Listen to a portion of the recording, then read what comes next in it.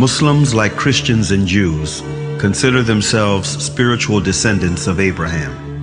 1.5 billion people in this world are Muslims. 250 million of them are Arabs, and over 1.2 billion are non-Arabs. There are Chinese Muslims, European Muslims, American Muslims, Latino Muslims. 1 out of every 5 people in this world is a Muslim, which is enough reason to learn about Islam. It is important to realize that Islam is not just a religion, but it is a complete, comprehensive way of life. It's not something that we only do on Fridays, but it carries over into our workplace, our families, our communities, and our friends. Linguistically, in the Arabic language, the word Islam comes from the root word salama. And from this root, you can have 3 different words with 3 different meanings. The first one is submission, the second one is purity, and the third one is peace. Submission, purity, and peace. Surprisingly, the word Islam Islamically carries those 3 meanings. The word Islam Islamically means that if any person fully submits himself or herself to the will of God and worships God purely without any association with God, worships God alone, he or she should live in peace and harmony in this life and in the hereafter.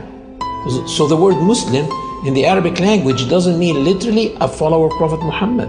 The word Muslim literally means someone who submits to the will of God and worships God alone.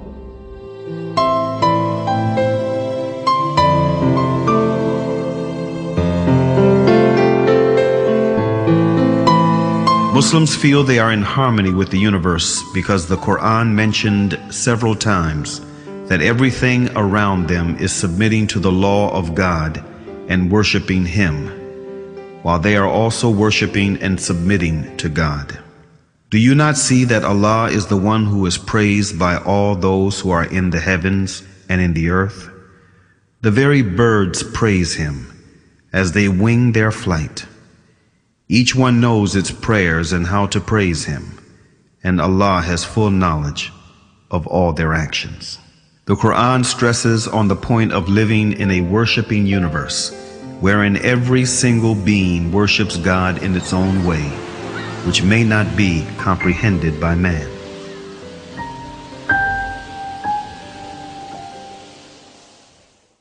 The Quran says, "The 7 heavens, the earth, and all beings therein declare His glory. There is not a single thing that glorifies Him with His praise, but you do not comprehend their hymns of His glory." These verses become very inspiring for me when I hear the birds twittering early morning or at sunset. I say, oh my God, can this be their 2 prescribed times of prayer?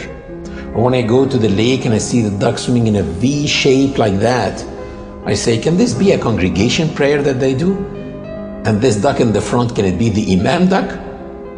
I look at the creation like musicians in a concert. Each one is playing one instrument, but at the end, all of them are contributing to the same tune.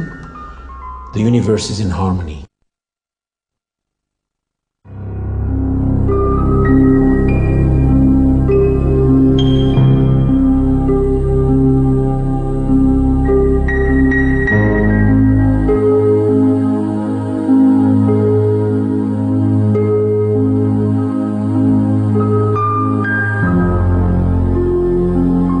One of the really amazing things about Islam, and what caused me as a young man in North America to accept it as a way of life, is not only does Islam encourage us to accept the existence of our Creator, but also it pushes us to look into His creation, at the variance in colors and languages and cultures, and respect the power of this divine force through His creation.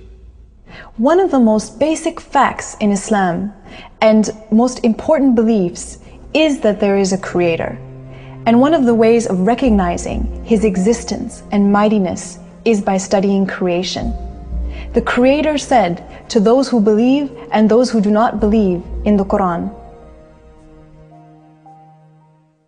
"In the creation of the heavens and the earth, and in the alternation of the night and the day, there are signs for people of understanding.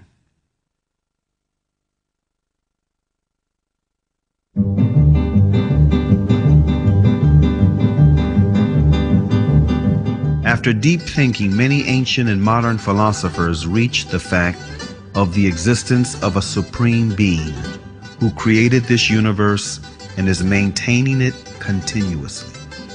Aristotle, an ancient Greek philosopher and student of Plato, tried to demonstrate this fact, saying, "We hold, then, that the God is a living being, eternal, most good, and therefore life and a continuous eternal existence belong to the God, for that is what the God is."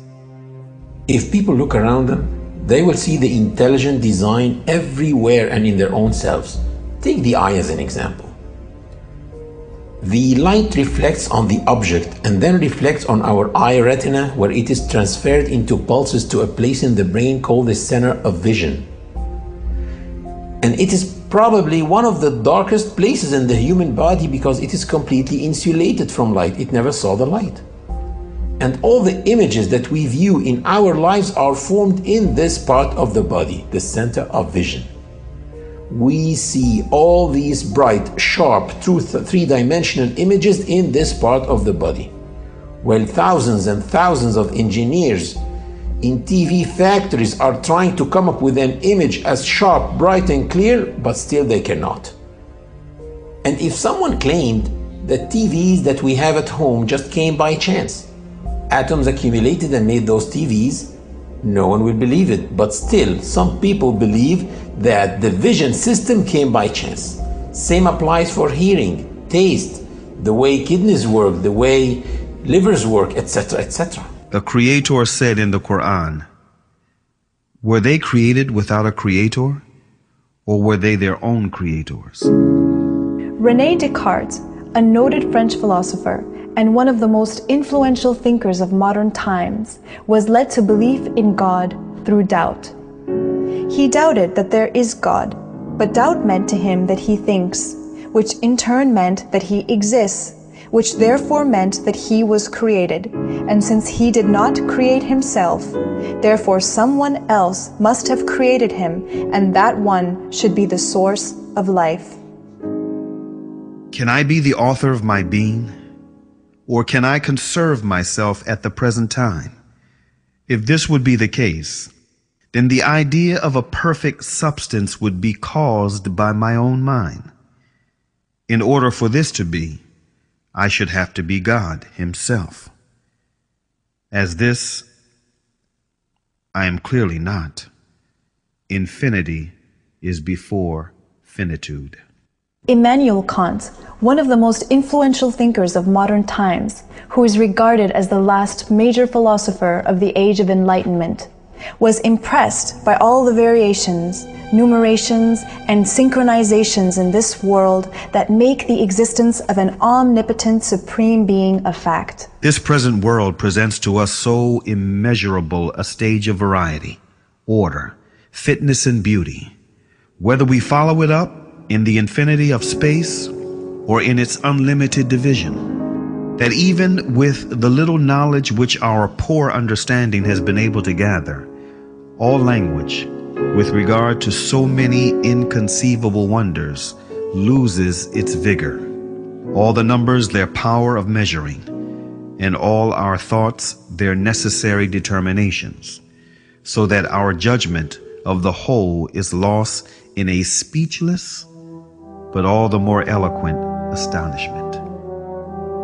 And in another message which encourages people to reflect upon the signs of the Creator in the universe and in themselves, the Creator says, "We will show them our signs in the universe and in their own selves, until it becomes manifest to them that this is the truth." Bring 12 marbles, number them from 1 to 12, and then put them in a bag, shake the bag and close your eyes and pull out marble number 1. And then pull them all out one by one. Do you know what is the chance of doing that?